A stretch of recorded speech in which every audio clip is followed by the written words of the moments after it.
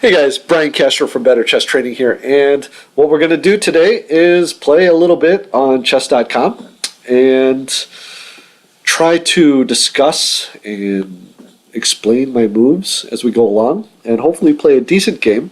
But the idea is to give you a little insight into how you can be thinking about chess. Not that I always have the right decisions, but I want to encourage you to always try to have some logical thoughts behind your chess. I'm going to be kind of balancing, teaching some general principles with the specific thoughts I'm having as we play the game. Okay. While we're waiting for our opponent to move, I might try to share some insight as well into what we're doing. A couple thoughts that I've had here as I reflect on how to study chess and how to learn chess is that in my discussions and lessons with master players is that ultimately in your training and study you're developing a few things. The most important thing is you're developing a storehouse of knowledge about the various aspects of chess, opening, middle game, end game, as well as positional play and tactics and different opening structures. Okay, we're playing the advanced variation of the French, and so far so good. So as I play these moves, again, right now I'm playing from my opening repertoire. So what is that? Opening repertoire means that I have studied over time moves that I want to play in specific positions. For beginning players and some intermediate players, you will be developing this over time. Now, there are books that lay out repertoires, and that's where I got my repertoire. It evolves over time.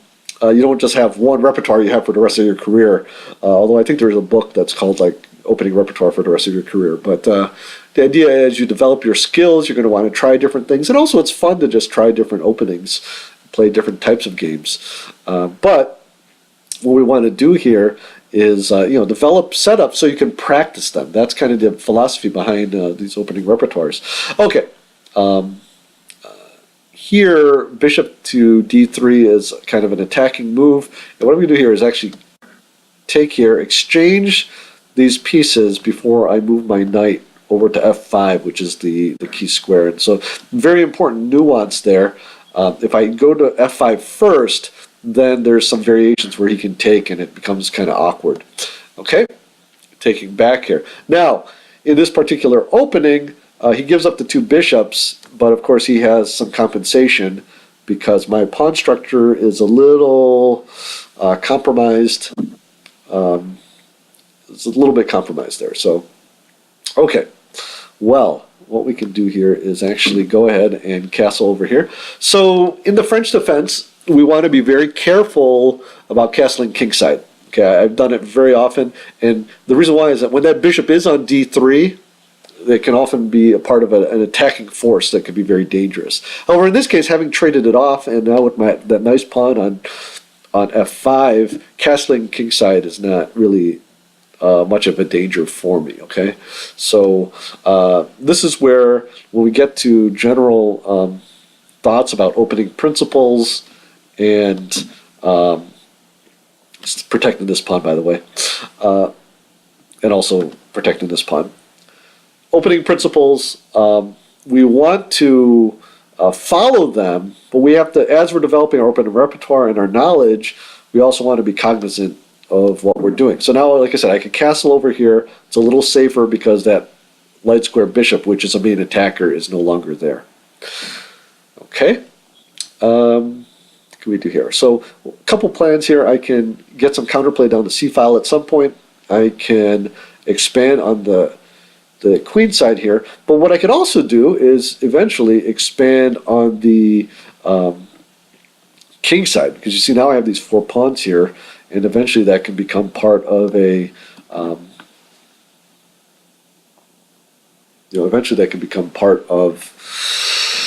an opening.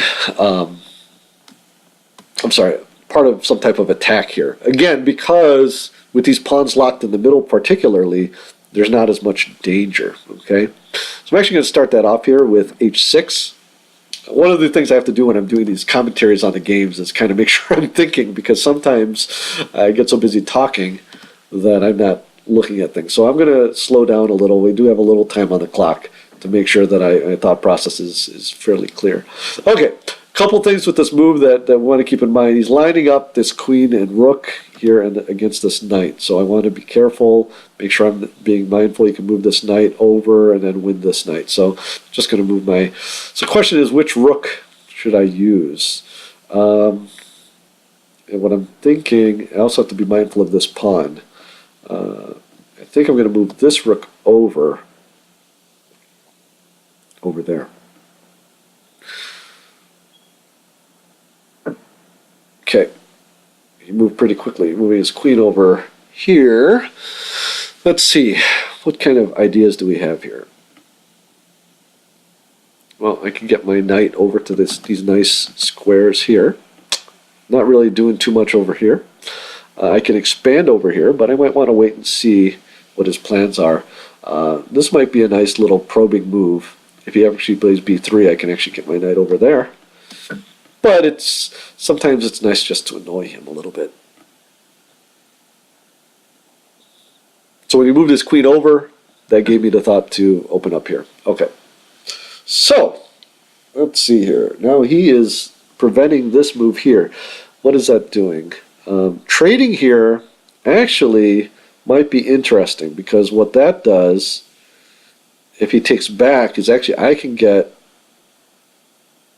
maybe a queenside majority, which could be beneficial for me. So knight to b4 with the idea of attacking b2, I'm sorry, knight to c4 with the attack of b2. So if he trades, I have the option of taking back with the c pawn. His queen would be attacked, so he doesn't have the time to advance here, which would be kind of his defense. And then I could maybe occupy or kind of push in on this square here. So that's an idea. Let's go ahead and go with that. Of course, he's going to attack here, but this queenside pawn majority is not a, it's not a win, like a winning advantage, but it could just be a little trump card in the end game.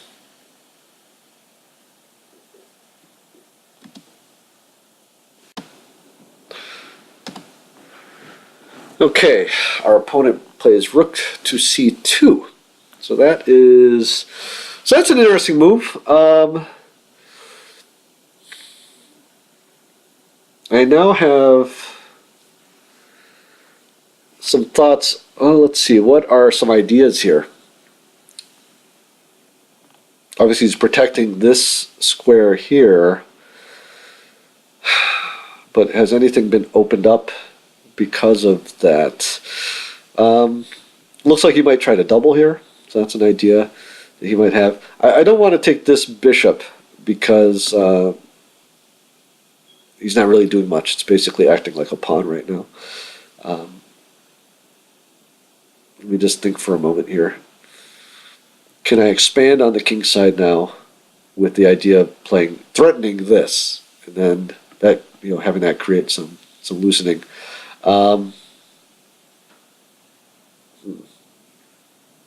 Or I could prepare to double myself on...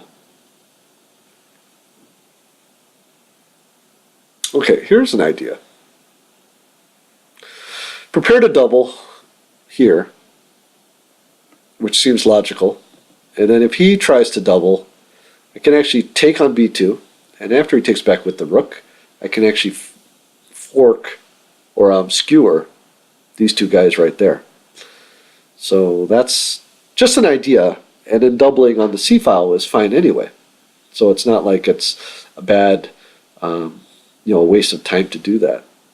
Are there any other threats that he might have? Again, anytime he takes here, I can go ahead and, like I said, play here. So I think we're going to go ahead and do that. And I'm kind of skipping, I am kind of looking to make sure there's no pieces hanging, and I'm just not mentioning that. So I hope you realize that I'm doing that behind the scenes. Getting back to what we were talking about before, and I've been thinking about this a lot with regard to the type of content I'm putting on the channel for you guys, and the ideas of training, is that we want to spend a lot of our time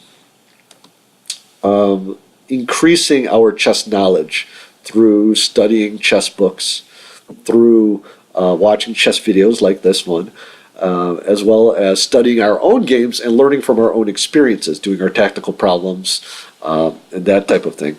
I think, so that's one aspect, which is increasing our knowledge, which I do believe is the biggest part where you should increase your thing here. Now, this is interesting. I think my opponent just blundered here. The reason why I think that is that he is trying to kick my thing there, but he's leaving this guy hanging. So I'm actually thinking, but I just want to make sure I'm not getting into a trap here. I can actually take it, and then if he attacks it, well, he has to move this rook. If he attacks it, then I can actually just push b4 here. So I would win a pawn. Now, that does give up the a4 square. So that could be one of the reasons. So I could just retreat. You know, I can go back here and then threaten this pawn. So let me think about this for a moment. Kind of having this conversation with you guys while I'm playing. So I hope that's something there.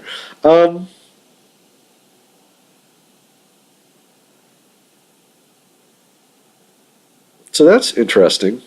Actually, I don't even have to give it up because I'm defending it with this bishop. So let's go ahead and grab it. Okay? So the idea here is that this bishop is defending it. So my opponent has made a mistake. Okay? So while we're waiting, okay, he's going to attack it. And I think maybe his idea was that I would play this, but I don't have to right away. At some point, though, I might want to think about it just because I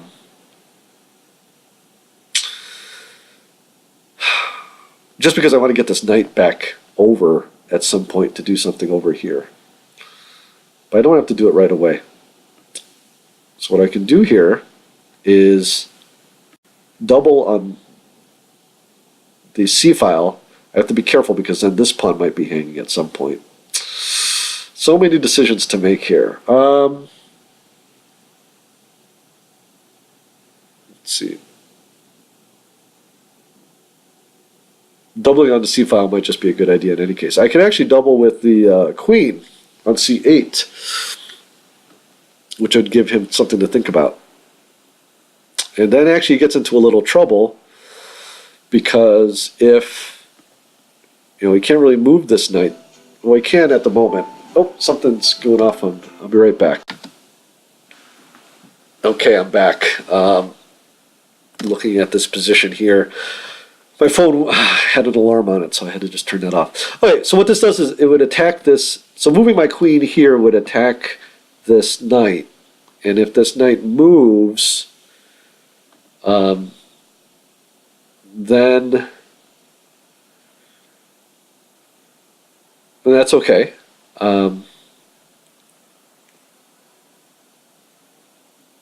Then I can even do things like getting my bishop in here. You know, I think I've got the initiative at this point. If he tries to defend it, now he can't defend it with the rook because I'll just take it with the knight. If he defends here, for example, then now he gets into a little trouble because this pawn advance would be attacking this piece. So I like that. So the question, I think that is the move to make. So let me go ahead and do that. Okay. Again, we're playing on chess.com. Don't play here very often, to tell you the truth. I play a lot on the Internet Chess Club when I'm playing online. Just, you know, it's not that it's necessarily better. So those of you who play on chess.com regularly, don't be offended. I do like chess.com also, but I just started my online chess career on the Internet Chess Club. So that's kind of where I am in a couple leagues and online tournaments. So chess.com is fun as well. I don't play very often on it, as you can see here, but I do my my tactical training on it. I'll have a video out on Friday actually with that. So in this position, okay, he's moving it back here, and so let's continue to come up with our ideas here. Again, this guy is safe.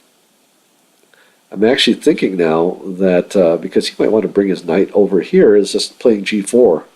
Okay, I'm just going to play it. And if he plays f4, then I could actually just advance, because the idea is that I want to deny the f4 square from my opponent. Okay. Okay, just getting back to what we were talking about before. So one aspect of getting better at chess, and I think the major aspect, is increasing your chess knowledge. Now, there are two schools of thought on this, because a little while ago, I study chess, and I also study about studying chess. I read a lot of articles and books about how to study chess, and also just learning in general, cognitive science, that type of thing, education. And one of the things that is, there was sort of this like anti-chess knowledge thing, because people were like, people read all these books and they still don't get better, and that is true, and that's why. And I had that video last week about how to study chess books effectively. Is that I think a lot of people read the chess books, but they're maybe either reading them too fast, or they're not trying to apply them. They're not retaining and applying the knowledge, and that's the key. And I've fallen prey to this when I first started out in chess. I got all these chess books, and I would play through them. By the way, you read chess books for enjoyment. I mean, that's what chess is about. We're here to enjoy. I also think you can improve your mental functioning and improve your critical thinking skills through chess. But my point is, I guess, that so I'm not trying to criticize enjoying your chess books, but what I'm saying is that there was this movement saying that people are reading too many books, and you need to work on your thought process and how you think, and I do believe that is true as well. But I guess what I would say to that is that, or what my thought is about that, is that I think people swung too far, and they got into things like just doing tactics all the time, and people still do that, and we'll talk about tactics in a second, because I think tactics are very important, but I think that we need to still continue to focus on increasing our chess knowledge in the various areas, but then use active learning methods, proper learning methods, that not just for chess, like active recall, repetition, spaced learning, that we've talked about, active engagement in your learning to help retain the knowledge that we get. Okay, so you have to strike that balance between quantity and quality. Okay, the next part of chess training is, of course, is that thought process and how you think about chess. So being careful is kind of a broad way to put it. Okay. And learning how to calculate, how to organize your calculation. And some of that comes through practice, but spending some time deliberately, and we talked about deliberate practice before, and we will again, to improve certain aspects of your calculation. You might want to improve the depth of your calculation, or improve the width, how many candidate moves you consider, how wide you go in your analysis. So those are things. But the key is, and a lot of this comes from, it comes from my conversations with my chess coach, Nigel Davies, comes from my conversation with other chess masters, and also reading the chess books or watching videos. When you watch a chess video of, say, Daniel King or Yasser Seirawan, these grandmasters, when they look at the positions, they aren't breaking them down. Well, they are to some extent, but in their mind, these ideas come up. And where are these ideas coming from? They're coming from their stored experience and their knowledge of chess. Okay, and even when they come up, even when they break down a position by a pawn structure and king position, minor piece, quality of the pieces, their ability to evaluate those come from come from their what they've studied, from their knowledge. Okay, so even functions of thought process, even functions of calculation depend on our previous chess knowledge. Okay, so that's why, and I know I don't mean to get too philosophical, but I don't often get a chance to talk about these things, and maybe I'll outline and make a little video about it, but maybe I should just stick to the chess position here too. So, but I want to share these thoughts with you. I hope you don't mind, because they've been not bugging me, but I've been thinking about that, because I do, lately, part of it was we want to model our these chess masters. So if you want to become good at something, whether it be running or martial arts or playing an instrument, piano or violin, what do? We try to do what really good people in those areas do. How did you get there? If we want to become a good parent, well, we talk to other good parents or people we consider are good parents, and we say, well, what do you do in these situations? That's what we do when we study master games, right? Here's a position. What did the master do? Why did the master do it? So that's what I'm trying to get at here. So, okay, let's get back to the position at hand. I'm still waiting for my opponent to move, and I'm liking my position. A couple things I need to be careful of is that I'm advancing these pawns, so I do need to be careful of him, getting back here. But I think I have enough initiative or enough of pressure that it's helping to mitigate that. The other concern I have is what I'm eventually going to do with this knight. One idea is to maybe advance this eventually, so my bishop can do other things. But then I could also swing my knight around to c3. So that's an idea there. Kind of long term, like I said, if he gives me an opportunity, I'm going to trap his bishop. And then maybe he's going to trade a piece for 2 pawns, which I'll have to consider, but I think that might be acceptable.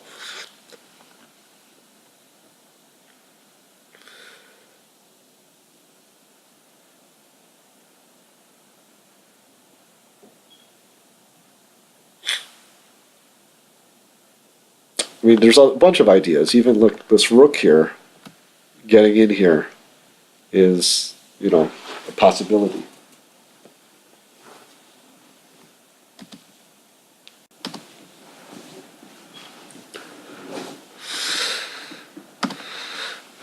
So whenever you see a break in the video, it's I pause to get some Kleenex. So that's why. There's even some other thoughts here. As the more my opponent's giving me some time to think here. Like, what about something like this? Moving my knight here, and then swinging it back this way. I mean, now that this pawn is gone, he's given me a lot of opportunities. By the way, if I swing this here and then go out this way, and then he takes this, and I take this, then I still have that fork. Okay, so that's actually another idea too. But a lot of it is waiting for my opponent to make a decision. So let's see here.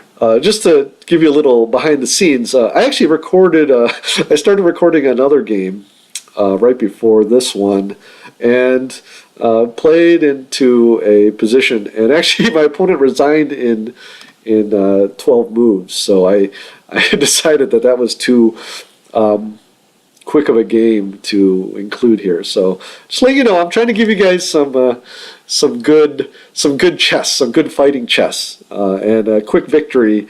Although I enjoyed it, I didn't mind that he resigned. I wanted to show you something maybe a little higher quality game. Okay.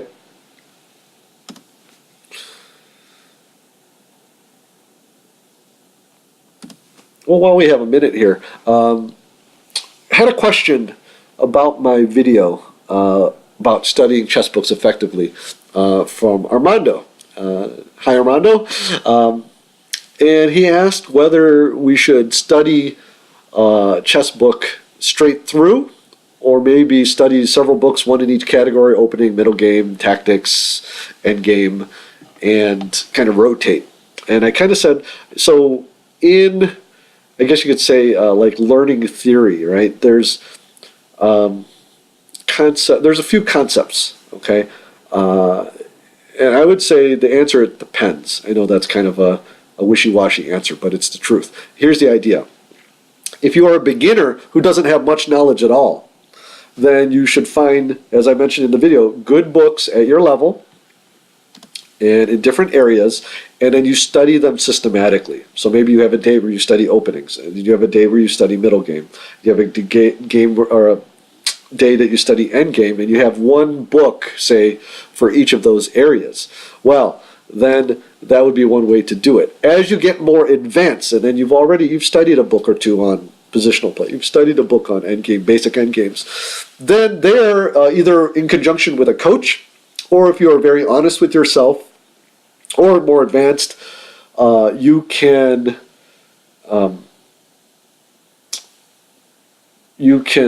jump around. But I didn't want, the reason I'm talking about it here is I didn't want you to think that I'm saying, oh, if you just studied chess and you studied one chess book, now you can jump around. Not necessarily, okay? It does take a little discipline, okay?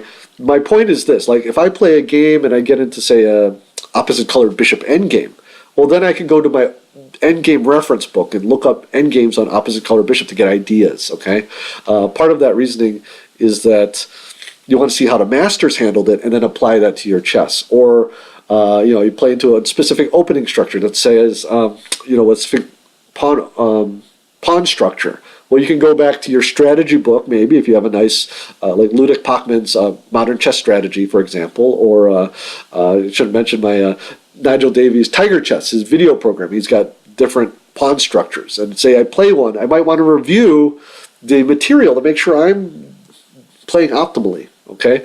So that is the idea behind that. And, wow, I've got my opponent thinking quite a bit. He's been on this for a while. It doesn't look like he's disconnected, so he's still thinking about it, guys.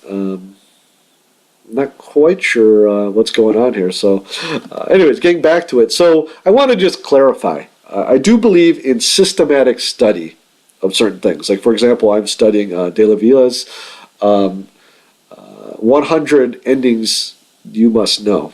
Okay, I'm actually doing that on Chessable right now, and I'm going through it. Now, in that case, I am jumping around a little. If I rook and pawn end games, I think are the most common, and I get those a lot in my games as well as pawn end games. So I'm actually studying those first, but I want to make sure I get through that whole book, because all of that knowledge, at least if I trust the author, which I do, is going to eventually serve me while I'm playing.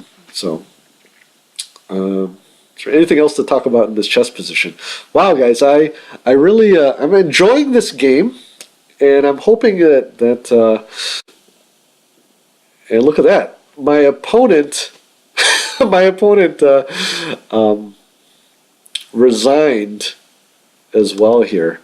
I guess he couldn't find anything to do, but so that might be a difference, guys. Chess.com, my opponents seem to be resigning really early against me, whereas on Internet Chess Club, I know this position is way too early to resign, but what I'm guessing is and I really think White shouldn't resign here, because there is a little bit of fight left, but I definitely think, besides the pawn, I do have a positional advantage. So I guess, what can you do?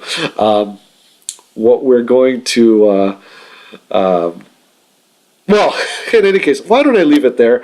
I've been trying real hard to get a video in for you guys, so I'm going to stop there. I hope you enjoyed our conversation today. Leave me some comments. Let me know what you thought, okay? Hey guys, I hope you enjoyed that video. I hope you enjoyed our conversation. If you did, please press the like button. If you are new to Better Chess Training, this is a different kind of video where I mixed instruction with just kind of a general conversation about chess and chess training. And but what my goal is with Better Chess Training is to help you become the hero of your own chess story. While I try to develop my own chess skills and my own chess improvement, I want to help you along as well on your journey, so that you can become the best chess player that you were born to be. So if that's something that you're interested in, consider subscribing, and let's get on this journey together and improve our chess. Okay, have a great day. Talk to you soon.